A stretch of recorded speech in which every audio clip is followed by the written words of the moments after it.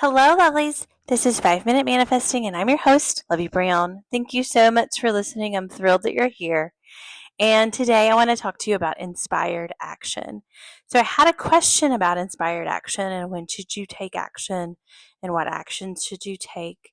And so, I'm going to do my best to explain this how I understand it. So, it's not that you never take action.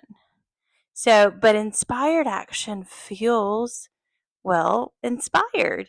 It feels really natural. And it may not be actions that you think are going to lead to your manifestation. And so, for example, you maybe just have on your mind that you want to go get ice cream at a certain ice cream place. And when you go to that ice cream place, maybe you bump into your specific person's best friend and you have a conversation about your specific person. And so you're taking the inspired action that you felt that your person, that yourself wanted to take, but it wasn't inspired action that you're directly trying to contact your specific person, or it's not related to the manifestation that you're trying to manifest. Now, that doesn't mean that you should be afraid of taking direct action if you feel like it is inspired, but you shouldn't convolute.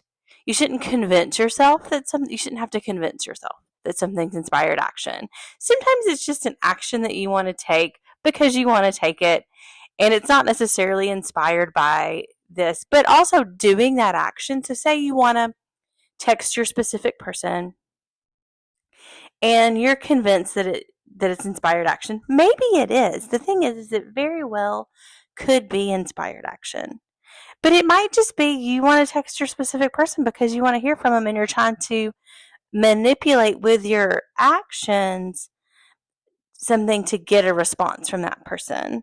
Now, here's the thing. Doing that doesn't mess up your manifestation, but it's not trusting in your higher self. It's not trusting in your imagination to create the manifestation.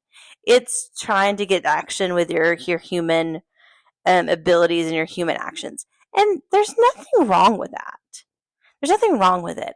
It's just not manifesting. Like, there's nothing wrong with, like, saying, like, working really hard and building a business and that business taking off and doing really well. That's humans kind of are, Agnes Vivarelli, she's a YouTuber. She often says, like, humans are action figures. And manifesting isn't action figuring, it's manifesting. But there's nothing wrong with taking action, it's just not manifesting. So that's just a little aside there.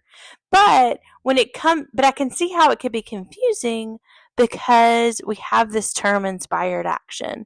So it's like, what is the difference between inspired action and just good old fashioned human action?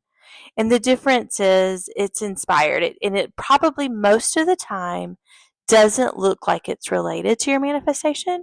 And it's almost like you're just compelled to take an action that you wouldn't even consider. And they're mostly innocuous kind of things. So I gave that, like, getting ice cream at a certain place.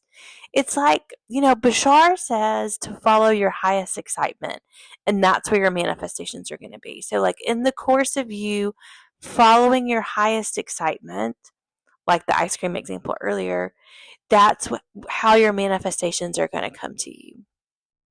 So definitely don't be afraid to take action. Inspired action is going to be easy to take. Inspired action is probably most of the time going to be taken without you realizing that you've taken an inspired action until after the fact. Until afterwards, you see the bridge of incidents and you see, like, oh, here's my manifestation. I can see how that day that I, followed my intuition to do XYZ thing, that led to this manifestation, that led to the bridge of incidents that let this fall into place.